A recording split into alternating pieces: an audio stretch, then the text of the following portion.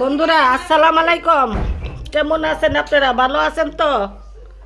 আজকে এই মাত্র ছেলে বাজারে গেছিল, বাজার কইরা এই রাত্রের বেলা তেলাপিয়া মাছ লই আইছে।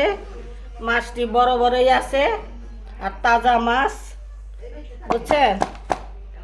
তাজা মাছ।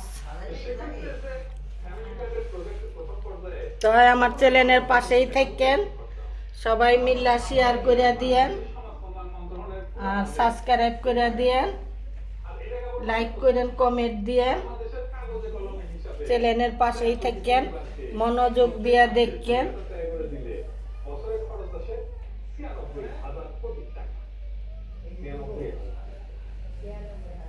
বাংলাদেশ সরকারের এসডিআরডি মানে প্রত্যেক জেলায় স্থানীয় সরকারের বিভিন্ন প্রকল্প আছে না, তার উন্নয়ন হয় এগুলো কিন্তু এসডিআরডি এই প্রকল্পের মোট বাজেট বছরে 45,000 মানে অর্ধেকেরও কম।